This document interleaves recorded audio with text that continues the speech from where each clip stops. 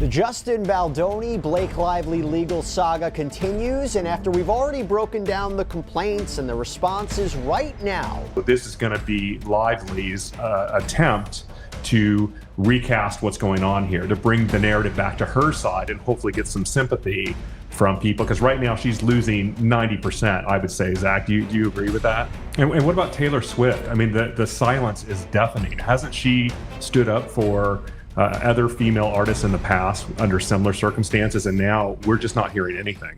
Blake Lively, Hollywood's golden girl, fashion icon, and one half of everyone's favorite celebrity power couple, is now caught in a scandal that could shake her career to its core. And what I wanted, there were two things that I wanted. I wanted the media and observers to know that a lot of us have a problem with Blake Lively and what she has done to an innocent man. And so I knew that she was going to be getting a lot of love in the media for this big new premiere. And I just wanted someone to be out there at the premiere holding up the sign, standing up for Justin Baldoni and calling Blake Lively out for what she has done. Here's what citizen journalists had to say. Today, while the public is screaming to be heard on our distaste for this person, Blake Lively, and on a day where she had a perfectly reasonable and very public excuse to make a pass of walking this red carpet, Blake Lively walked a red carpet populated entirely of approved fans, vetted journalists, and media-prepped co-stars. Oh, sorry, you guys can't read all this. Media vetted co-stars who are all there on the condition that they play by Blake Lively's rules, and may not have all the answers on why Blake has the stranglehold on Hollywood that has motivated so many to bend over backwards to do her bidding. But even without the why, the what is plain as day. Blake Lively is the powerful one. Stop thinking you can sell this lie to us. Now, I completely agree that Blake Lively is the powerful one. I don't know if there was some coordinated effort to not talk about this, other than all of the PR are going to say, don't talk about this. Reports are swirling that she presented fake evidence in court against actor and filmmaker Justin Baldoni. Yes, you heard that right. What started as a legal dispute has escalated into an all-out courtroom drama filled with shocking revelations, leaked documents, and accusations that could change everything. Then I can just imagine, I mean, even when we do filings that are not public celebrity cases, you know, you kind of go back and forth about the wording, make sure that you have what you need. But here, they're filing it for an ulterior motive. It's really not for the court, it's for public consumption. So I can imagine that it's not just the lawyers that have to review these complaints or amended complaint, it's all the PR people. I mean, it's the agents, it's probably Ryan Reynolds, I don't know. So is Blake really behind this, or is she being framed in a bigger Hollywood power play? Buckle up, because this is about to get wild. In the explosive legal battle between Justin Baldoni and Blake Lively, new text messages reveal shocking behind-the-scenes drama. From Blake Lively's alleged push to control the film's edit to these apparent mentions of Taylor Swift and even a weight discussion, these text messages paint a very different story than what Lively has publicly claimed. Let's start at the beginning. According to sources close to the case, Blake's legal team presented evidence claiming that Justin Baldoni was involved in illegal activities, including money laundering and unethical financial dealings. They're working on it, and I'm sure they're wordsmithing everything at this point in time. They've probably got a team of lawyers and paralegals and everybody pulling together everything. I personally don't think it's going to be a whole lot different than the original complaint that's out there. This is going to be, it's going to be a story that's going to be told to the public at large, and it's supposed to hopefully address some of the PR failures that they've had in this, including Saturday night with Ryan Reynolds on SNL. But I think it's still going to be the same, that she made complaints, they were ignored, and then when finally they got tired of hearing these complaints from her, they retaliated against her. And that's going to be the theme. It's still going to be there, but it's just going to have a lot more facts in it. I think Baldoni's crew got out in front of this more quickly. The text messages that they put together and put out and filed in the court, the way they read is like a novel. It's devastating. And so this is going to be Lively's attempt to recast what's going on here, to bring the narrative back to her side and hopefully get some sympathy from people, because right now she's losing 90%, I would say. Zach, do you agree with that? The so-called evidence included email chains, text messages, and financial records that allegedly connected him to questionable transactions. But here's the catch. Forensic experts say the documents were fabricated using advanced software. Cybersecurity experts have weighed in, pointing out inconsistencies in the metadata of the emails. Some timestamps don't match, and the formatting appears suspiciously edited. Even AI detection tools have suggested that some of the text messages might have been generated using deepfake technology. The fact that WME fired Justin is a huge cause for a lot of the damages that he's now suffering, including the loss of his Pac-Man movie and deals that Wayfair had. What are the real ramifications of this? And does it help that there's now actual audio of it? I mean, I think, Andy, I think this rises to the level of what we'd almost call a smoking gun. And you know, what you're trying to prove in the defamation case is that you actually suffered damages related to whatever you were defamed about or whatever was mistruth about you. And sometimes that's a hard nexus to prove. It's going to be a hard nexus for Lively to prove that her skincare line tanked because of the negative publicity. And it was going to be hard for Baldoni to show that any comments that were made about him, since he's been doing so well in the PR war, actually affected the damages. But what I think we're seeing now with this quote is WME absolutely got rid of him because of these things that were said. And so now he's got a clear line to get damages for. Fans are split. Some believe this is a deliberate attempt to sabotage Justin's career, while others wonder if Blake might have been misled by someone on her legal team. But if the evidence is fake, who benefits the most? Let's dig deeper. I think that was also a big issue from Blake Lively's team, is that, they were okay with the website going up as far as the amended complaint goes. Now, when it came to that timeline, they actually wanted that timeline to be incorporated with the complaint as far as going into that paragraph form, because they kind of explained that this was all their side of the story. This was one-sided. But, when you have receipts, proofs, timeline, facts, text messages, all this stuff to kind of counter the claims that, your client has put forth, it's kind of hard to kind of diminish that a little bit as far as, what is the possible jury pool going to see, before they're getting called for this case. And that, of course, we know that the trial is going to be slated for next year. They're going to keep that date of next year, even though the judge kind of mentioned a little bit that he might be interested in pushing that date forward, because it seems like everyone across the board just wants a resolve. Everyone across the board is claiming, with their respective parties, that they have been either emotionally or financially damaged by everything that's going on, whether it's Blake and Ryan Reynolds, who, again, we have to stress, Ryan Reynolds was not even a part of the It Ends With Us movie. Again, there's a lot of conspiracies, kind of what role he plays a little bit right now, but just sticking to the facts here. Whereas, Baldoni's team, they're being accused of sexual harassment, all this types of things. So it's a lot of he said, she said. It's a lot of kind of mess. It's kind of giving you a little eeriness of what had happened with the Johnny Depp Amber Heard situation. But again, this isn't a criminal case. This is not a criminal matter. No one's going to jail. This is a civil matter. So I think as far as the resolve goes,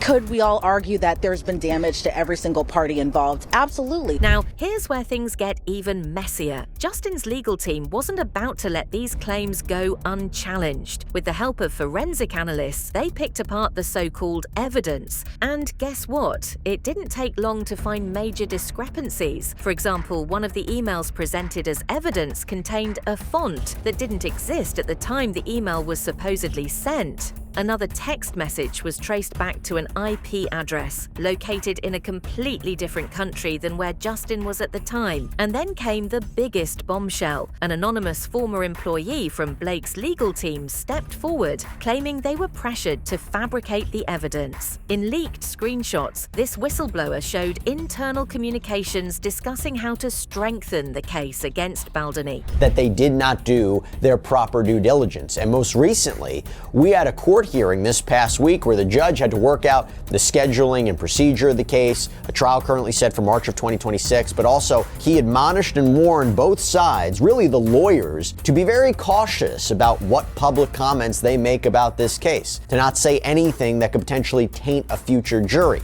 And that's important because for Brian Friedman especially, this is Justin Baldoni's attorney, He has been fighting this in the public just as much as in legal filings, seemingly creating a website filled with extra correspondence, releasing behind-the-scenes footage, constantly talking about the case on podcasts and interviews. Justin's legal team immediately requested the court to dismiss the false claims, and now Blake's entire case is in jeopardy. But is she the mastermind behind this, or was she set up by someone else? One of Blake Lively's strongest claims is backed up by evidence. You see, the allegation that she was the victim of a smear campaign, and she says she's got the text messages to prove it. So particularly the messages between Baldoni and Melissa Nathan, his crisis management expert, and Jennifer Abel, his publicist. So I want to go to her complaint.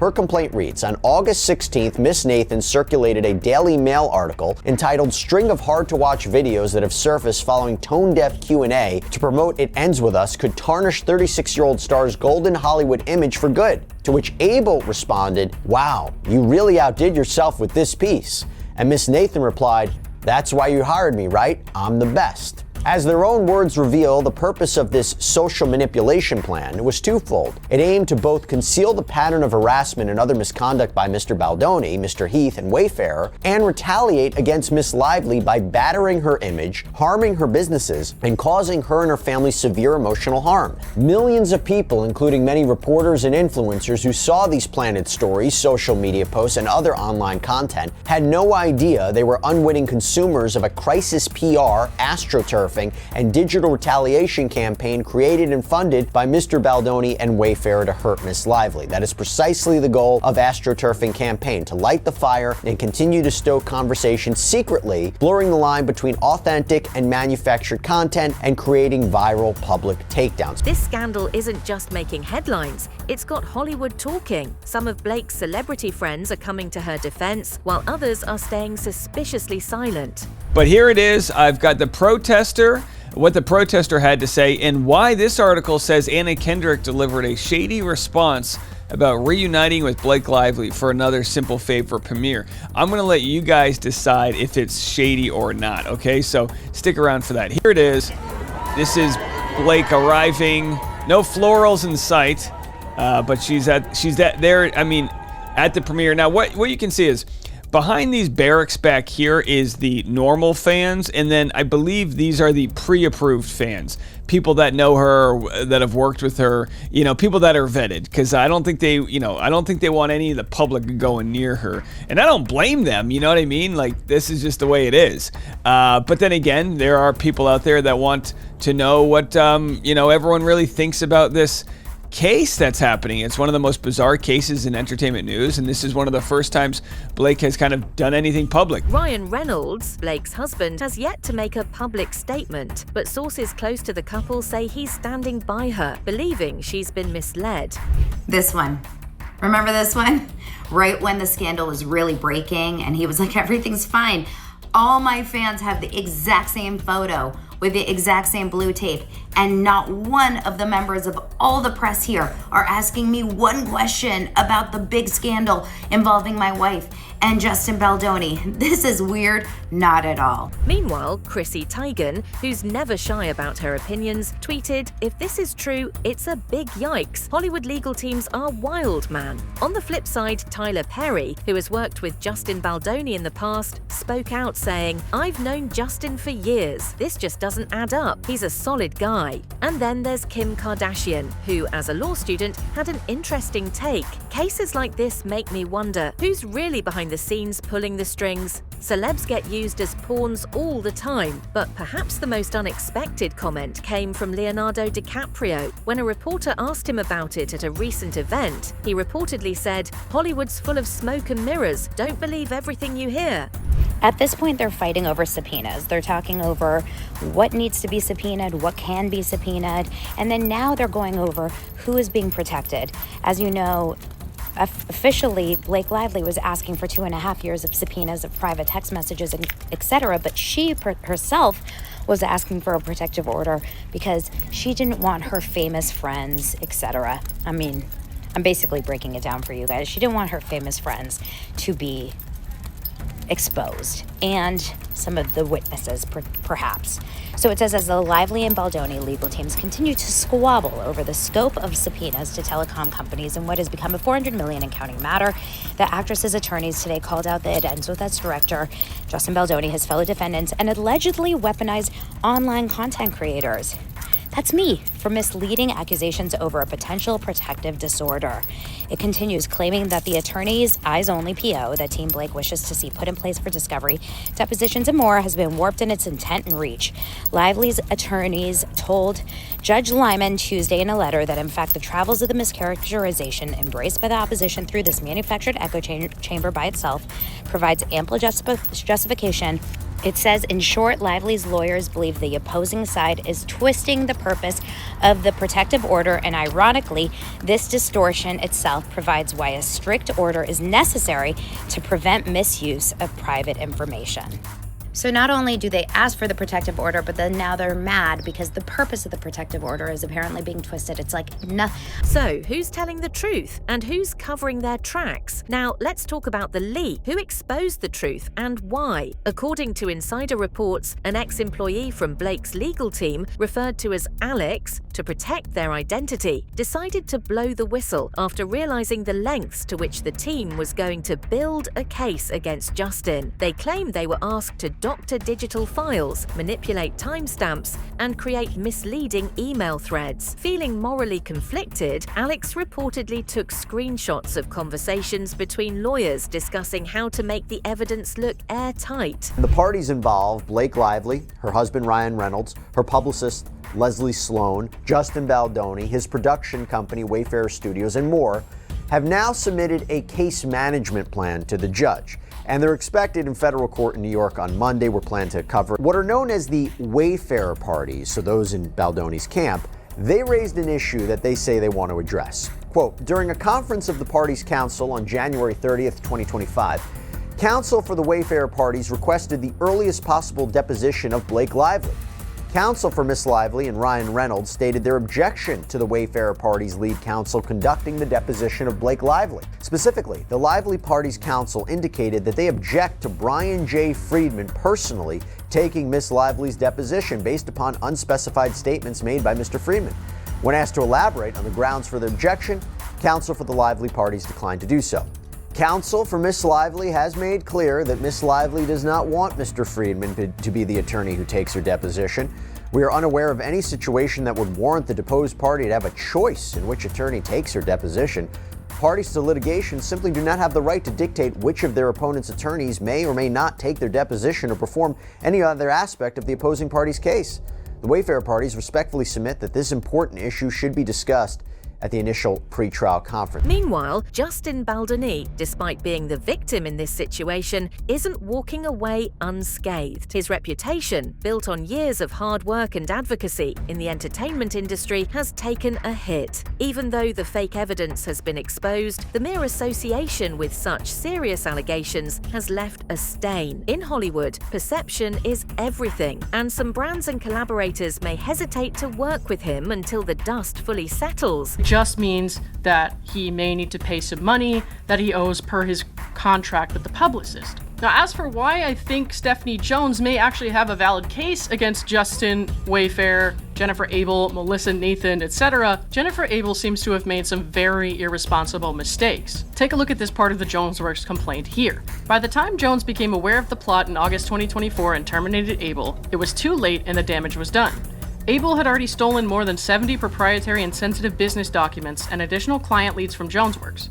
Beyond those documents, Abel left JonesWorks with Baldoni and Wayfarer in tow and immediately opened shop at her own competing firm, which she had set up while still working at JonesWorks. She further sought to poach employees in violation of the non-compete and non-solicitation provisions in her contract. And for their part, encouraging Abel and leaving with her, Wayfarer and Baldoni breached their own contract with JonesWorks and then poured salt in the wound by baselessly refusing to pay the remaining amount owed. Abel and Nathan's covert takedown and smear campaigns were revealed in black and white on Abel's company-issued phone following her termination, which JonesWorks forensically preserved and examined in detail after receiving a subpoena for the phone's contents. So she did get a subpoena. But was this leak a genuine act of conscience or part of a bigger takedown strategy against Blake? Some believe that Blake herself is being targeted by powerful figures in Hollywood who want to see her fall from grace. The timing is suspicious. Blake has been vocal about women's rights and industry reforms. Could she have made enemies in high places? Let's explore that next. And this is a protester. Now, we know the protester. She's actually a great content creator. She's yelling justice for Justin Baldoni. She's right there. If there's one thing we know about Hollywood, it's that power plays happen behind the scenes all the time. Remember Johnny Depp versus Amber Heard? What started as a personal legal battle turned into a full-blown media circus. Could Blake be facing something similar? Conspiracy theories are already swirling. Some speculate that Blake was set up by rivals who want to tarnish her spotless image. Others believe this is just another example of Hollywood's ruthless legal battles, where winning matters more than the truth. Blake Heard's It Ends With Us co-star Brandon Sklenner was there too, for a different project. The 1923 actor was there yesterday promoting his new movie, Drop. But just 7 days prior, Brandon Sklenner was at the Vanity Fair Oscar party, and he wore this, which got a lot of people talking. If you're not familiar with this iconic brooch, it just so happens to be the exact same one that Justin Baldoni previously wore. Same brooch. And not just anytime, anywhere.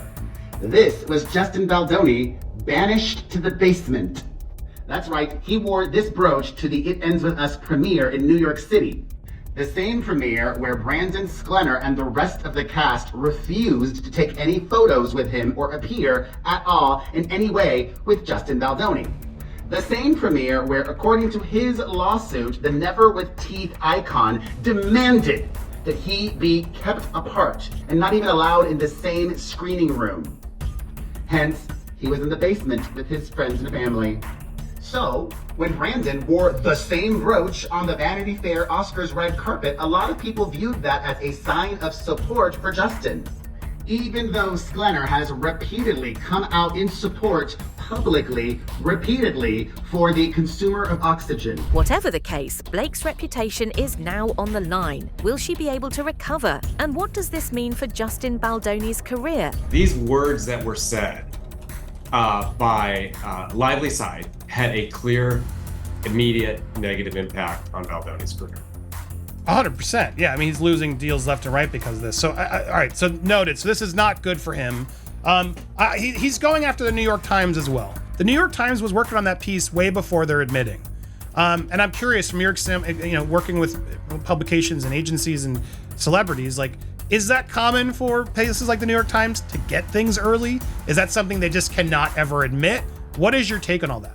Well, we are in an amazing new age with the TikTok crowd and people such as people who view your YouTube channel, where people are getting to the bottom of things in a way that have never happened before, right? So the New York Times has got 100 plus years of precedent that it makes it so hard to defeat the New York Times in New York on a case for defamation, right? Now, in this new internet age and in this new age of where people are really truth seeking, I think there is the level, the scale is getting leveled just a bit.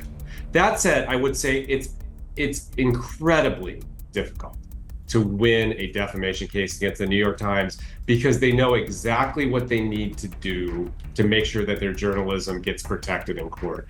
Getting the sources, getting a good faith belief that the sources are telling the truth, getting corroboration for those sources, and then printing it based on that information that they have. So, what do you think? Is Blake Lively really guilty of presenting fake evidence, or is this a well-orchestrated attack against her? Do you believe the whistleblower, or do you think there's more to the story? Drop your thoughts in the comments below. I want to hear what you think. And if you love juicy Hollywood drama, make sure to like this video, subscribe to the channel, and hit that notification bell so you never miss an update.